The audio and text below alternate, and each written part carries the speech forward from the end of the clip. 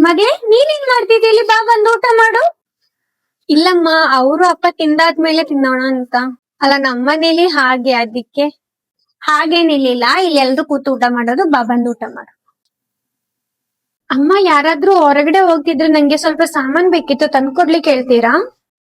ಯಾಕ್, ನೀನೇ ಹೋಗಿ ಬಾ.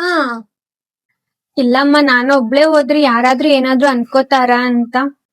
ಅದೇನಿಲ್ಲ, ಅವ್ರವ್ರಿಗೆ ಬೇಕಾಗಿರೋ ಸಾಮಾನ್ ಅವ್ರವ್ರೇ ತಗೋ ಬರ್ಬೇಕು. ನಿಮ್ಮನೇಲೆಲ್ಲ ಹಾಗೆ ನಾನು ಒಬ್ಳೆ ಬಿಡಲ್ಲ, ಅದಕ್ಕೆ. ಯಾಕೆ ಅವ್ರನ್ನ ನೀನ್ ನೋಡ್ಕೋಬೇಕು ಹೇಳು? ನಿನ್ ಕಾಲಲ್ಲಿ ನೀನ್ ನಿನ್ಕೋ ಅಷ್ಟೇ. ಹಾ ರಮ್ಯಾ, ಹೇಳು. ಓ ಹೌದಾ. ಇಲ್ಲ ಇಲ್ಲ, ನಾನ್ ಬರ್ತಿಲ್ಲ, ನೀವು ಎಂಜಾಯ್ ಮಾಡ್ಕೊಳ್ಳಿ. ಇಲ್ಲ, ಇವಾಗ ಮ್ಯಾರೇಜ್ ಆಗಿ ಅತ್ತೆ ಮನೇಲಿ ಇರೋದಲ್ಲ, ಅದಕ್ಕೆ. Okay, you guys carry on. Okay, bye.